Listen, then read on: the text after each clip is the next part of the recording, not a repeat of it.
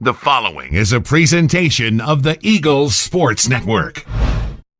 Hi, and welcome to the Eagle Sports Network. I'm Caitlin Jones, standing alongside head swim coach Ben Young. So I want to kick us off by talking a little bit about our last competition. It was Mars Hill, and then you all welcomed Emmanuel College in. Tell me a little bit about how that went and where you feel the team is.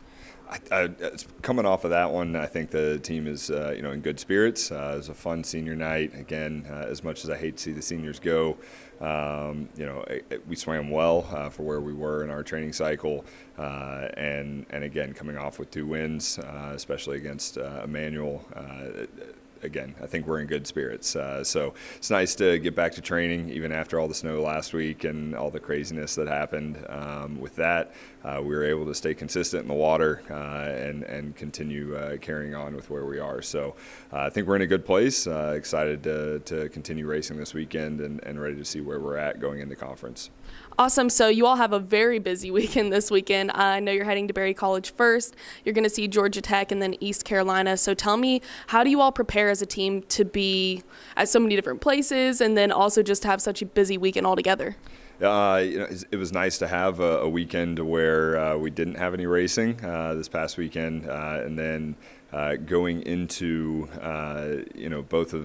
both days worth of meets with Berry starting out. Again, it's going to be our first time swimming Berry, so happy that they were willing to host us and go down there. It's a fantastic pool. It's a beautiful campus.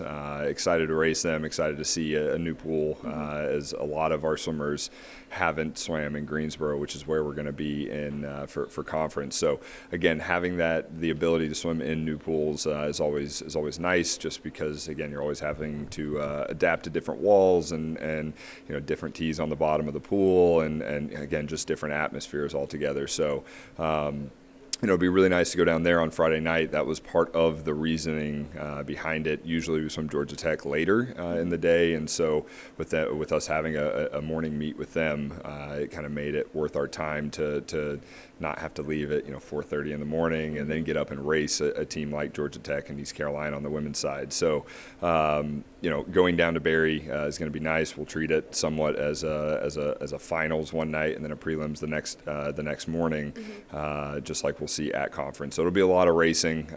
Again, it's going to be fun to race Georgia Tech again. I think this is our 3rd or 4th year in a row racing them, and it's always nice to have East Carolina be there and their program coming back from originally being cut. And so, again, it should be a lot of racing, or it's going to be a lot of racing. But again, we're going to see a lot of racing here in 3 weeks when we go to conference anyway. So it'll be a good dress rehearsal for that, and it'll be an opportunity for them to learn how to piece some races together, especially when trying to go back-to-back events and whatnot. And so, again, for us, it's more about the dress rehearsal more than anything of what we're about to see in 3 weeks. Awesome. So I know you mentioned going to Georgia Tech multiple times. Obviously, the appeal is a high level of competition. Can you speak to that a little bit and then what you're hoping to see from your team at that meet?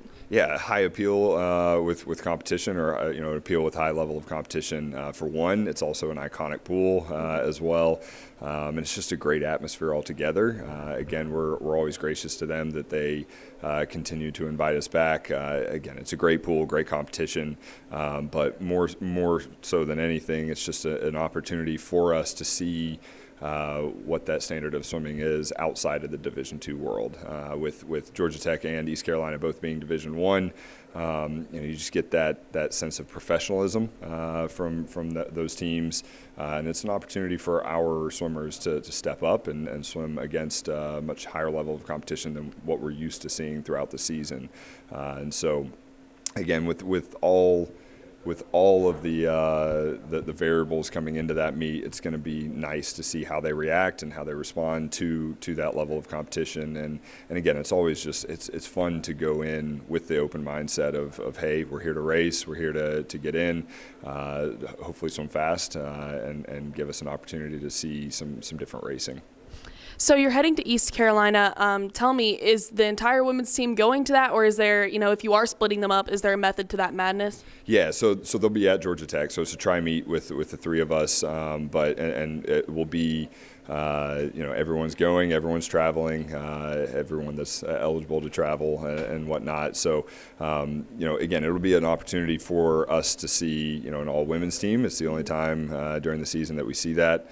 And so, again, just seeing what kind of program they have and seeing a different team, again, it's someone that we've never raced before, just like with Barry. And so it's just another opportunity for us to piece together some races and make sure that we have the ability to adapt to a little bit of a different environment with 3 teams being there again. So is there anyone in particular, any group in particular that you're expecting to see a lot from, or just overall, what are you hoping from the team as you go to this?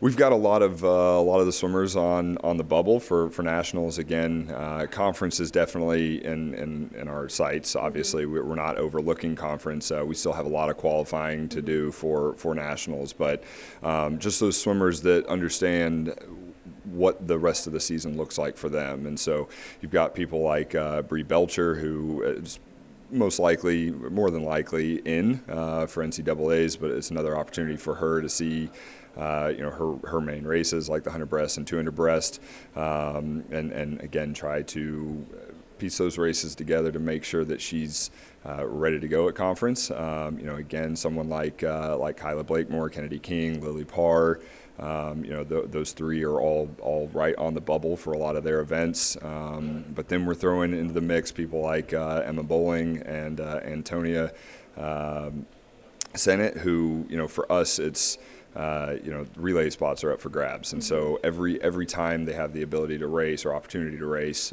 it's another opportunity for them to solidify their spot on relays, and it's an opportunity for them to say, hey, I'm the person that needs to be on that relay. So on the men's side, again, we have a lot of qualifying to do. Asger Hartvig has been swimming incredibly well. He's year over year. I talk a lot about looking year over year. Where were you at this time last year? He's swimming faster now than he was this time last year, which is again very good to see, but still got a lot of room to improve and a lot of resting to do for someone like him. So for him to be able to piece a race, a solid race together is going to be very important. Again, you've got Daniel Yuki and Daniel Hibero, who both are right there needing to piece races together. Arthur Glusman is another one that needs to piece some races together. And so, for the 4 of those guys, they're all within shot, but they definitely have some room for improvement in order to get invited. So again, really it's that national level group that we're looking at to make sure get an opportunity to race again. Even on the women's side, someone like Chris Monran. Again, our women's side is very deep in the sense of they're all going for relay spots and they're all going for an opportunity to show that they're the person. And so that group right there, it's an opportunity for them, like I said, to put some stuff together to make sure that they're fully prepared going into conference and ready to compete at a very high level. Based on where we've been this year, we didn't come down for midseason, which is not typical for us. We usually fully rest for midseason in order to get a much better idea of where we are going into conference and nationals. Conference for us this year is a one-shot kind of deal, and so for that group, it's their opportunity to qualify for nationals, put their names and their times up high enough to where they can't be pushed out. And so we've got a lot riding on the line here in the next few weeks, and I think that they are well aware that that's kind of what's on the line. So it's just another stepping stone for us in the season. Again, great competition brings out a lot of great swims, and so looking forward to where we are and what we have to accomplish over the next few weeks. Awesome. Well, a big weekend ahead. As always, we wish you the best of luck, and thank you all for tuning in to the Eagle Sports Network.